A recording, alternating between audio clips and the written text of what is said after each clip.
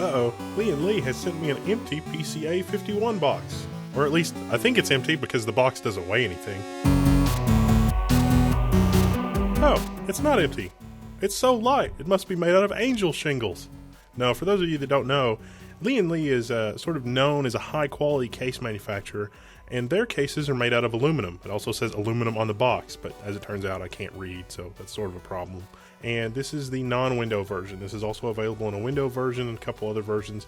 This one is anodized black on the outside and untreated on the inside, but we're going to take more of a close look at that in a second. Now that we've got it out of the packing, this case, like all Lian Li cases, like we've come to expect, is very clean and understated. The front has a single power button. The power light and the LED light are sort of in the top front right of the case. You got the Lian Li logo sort of understated at the bottom. And you've got 4 USB 3 ports on the front and a microphone and a headphone jack.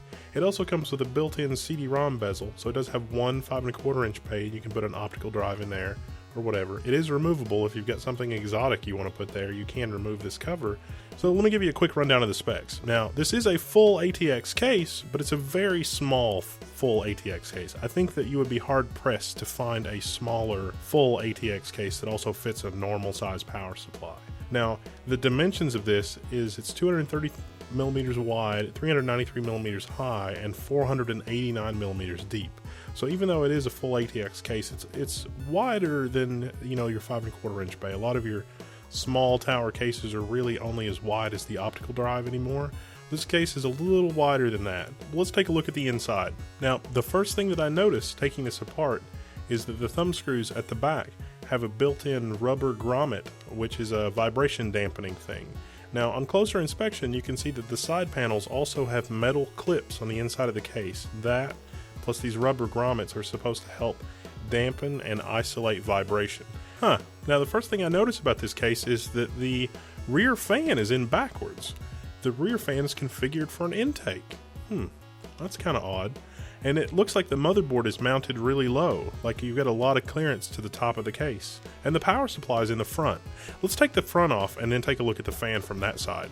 Okay, with the front off, this is starting to make more sense. So this fan is configured as an exhaust, and the one in the back is configured as an intake.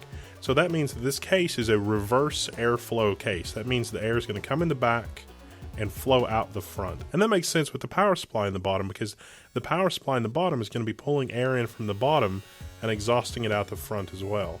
Now, I do note that Lian Li has included a dust filter for this exhaust fan on the front, so if you wanted to turn it around, you could. It is unusual that what they're doing with the air here, but I think for the design of this case, it's going to work fine. Alright, back to the inside of this thing.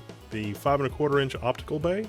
It does have a quick release sort of latch thing, so it's a toolless way to install your optical disk drive. And you've got 5 removable 3½ inch trays. Now at the back here, you do have 30 millimeters of clearance. It's 30 millimeters at the bottom and 28 millimeters at its most shallow point, so we'll call it 30 millimeters. I think you can, you know, with the give and the aluminum side, I think you can get at least 30 millimeters without any trouble, even at the low points. It also includes some cable clips that are pre-installed. It also comes with zip ties. Now, this thing has 2 USB 3 front connectors, so you've got a total of 4 USB 3 ports, but I haven't seen a motherboard yet that has 2 built-in USB 3 headers. So the motherboard also comes with a USB 2 to USB 3 adapter.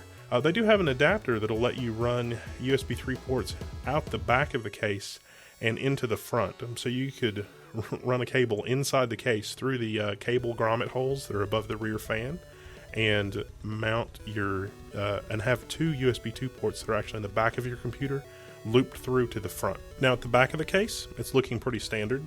You've got 2 round grommet holes for water cooling or cabling or whatever you want to do. And just below that, you've got the intake fan. At the bottom, you've also got the power supply connector, but all that is a cable that routes it around to the front of the case so that you can plug your power supply in there. So it's still convenient. I mean, you still plug, even though the power supply is in the front, you still plug the power cord in the back. So that's nice of Lian Li to have done that for us. Now, we do have one 2½ inch drive mount that mounts directly to the bottom of the case. That's the only time I'm going to mention that.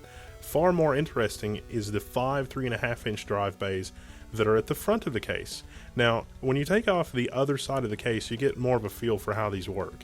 They fasten only at the back. So on the other side of the case, there are clips and thumb screws that hold in a tray that's only fastened on one side, and the cabling is only meant to work on the rear side of the case, or the side of the case that the motherboard cabling and things like that would be on, the 30 millimeter area behind the motherboard. That's an interesting design choice. It means that you can get a pretty clean aesthetic because all your cables for your drives are hidden. I wouldn't be surprised if Lian Li has a hot swap or other accessory that goes here, and then they've got a back plane because there's some unused screw holes at the back here.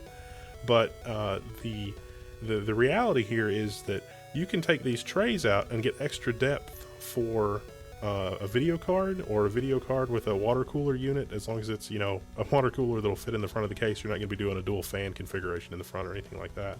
So by doing that with these sort of drive sleds that only clip in at the back, you can take those out and have a ton more room. It's a really interesting design choice. Now structurally, I was a little worried about it at first because, you know, those 4 terabyte drives are really heavy. And so if you've got this case and you sling it around, aluminum isn't the strongest material in the world, and if you've got a really heavy drive in there and, you know, you drop your computer from an inch or two, what's that going to do? So I had some old Velociraptor drives that I don't really care about that are about as heavy as those because it's like half heatsink. So I put those in there and sort of did some bad things, and it actually held up really well. You know, I wouldn't do that on a don't do that at home because it's really hard on your hard drives. But there's actually a rubber dampening pad between the trays and the screws, and that really sort of absorbed a lot of the bad things that would happen, I think, as far as bending the aluminum and that sort of thing. Now this thing, as small as it is, I felt that the only way I could be sure that this case wouldn't be, let's call it a boondoggle if you're going to use full-size parts, was to actually put a system in here and see how it would fit. So we decided to put in an Asus Z87 workstation motherboard, which is one of the beefier, you know, workstation boards. It's got, you know, 4-way SLI and all that stuff, and put in a water cooling, a dual 140 NZXT water cooler, just to see how it would stack up in this. And I was surprised. It actually worked pretty well. There were a couple of problems. One is that the radiator effectively blocked the optical drive slot, but there was actually a cutout in the optical drive aluminum to fit the tubes for the radiator. So even though the radiator is really big and takes up the whole top of the case, there was room for it. The other thing is there's a cutout on the top under the filter. And the filter on the top you can remove because you could use it as an intake or an exhaust. In this case, we've configured it as an exhaust. Now, one other really cool feature they've done is that this cutout on the top is actually just about the perfect size for a dual 140 radiator. Now, the cutout is actually larger than dual 140 because you've got, you know, extra end caps and things like that on your radiator. But this hole, this cutout in the top, is big enough that you can shove the whole thing in without necessarily even tilting it. And the top has a removable metal plate that's designed to mount the fans.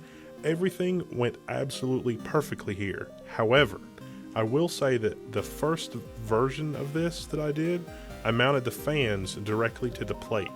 And there was a little bit of vibration in the fans, and that translated to vibration in the case and noise.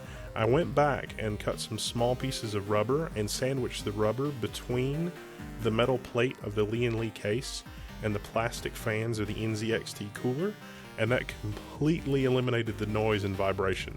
So if you do something similar, be on the lookout for that. I mean, just even a couple layers of electrical tape, just, you know, you put on the edge of the fan, just the vibration dampening properties of something even as thin as electrical tape, that's all you need. It's completely fine. Then screwing that back in the top, it was a breeze. So even though this case is really compact, it was actually pretty easy to work on. It was pretty good to work on because these removable components and panels and the way that everything sort of snaps in, it's not really super cramped, even though it is a compact case. Now, I did run into one problem mounting the power supply. If you look closely on this particular Asus board, the SATA connectors are at a right angle, and the power supply that I've chosen is a modular power supply, so it's a little deeper than most. This is a bad combination in this case. You really want to get a power supply that is a standard depth and maybe not a modular power supply, because the edge of the power supply was literally touching the motherboard. Now, I was able to use low profile SATA connectors, not right angle connectors. Right angle connectors would have been fine, but I was able to use low profile SATA connectors, exactly like the kind that the Asus C87 workstation comes with. And even though it was touching, it would still work. That's probably the biggest annoyance with this case that there is that even though it's got mounts and holes for a really deep power supply, you're going to have problems using it on motherboards that have the right angle connector that are as wide as the Asus Z87WS. One other thing we ran into with the water cooler is that the very first 3.5 inch tray would probably be unusable for a 3.5 inch hard drive. Now, an SSD would work fine in there. In fact, I've got an SSD in there and it's completely fine. But if you were to put a 3.5 inch hard drive in there, the cable just for the water cooling hose just couldn't make the bend without, really crimping the cable. And you don't want to do that because that's going to hurt the water flow. Now in this build, we've only got one GPU, and as you can see, there's tons of room. If we were to take out, the bottom 2 hard drive sleds, there would be an insane amount of room for activities. But again, the power supply, if you were going to run SLI or, this motherboard supports 4 video cards, you would have a real problem with this modular power supply. That's really the biggest thing. You're going to have to get a shallow depth power supply if you're going to do something like that. There's just not enough room, and there's not much you can do about it. Well, that's been the Lian Li PC-A51. If you guys have any questions or I did something wrong, be sure to post in the forum at techsyndicate.com. Otherwise, see you on the site. Until next time.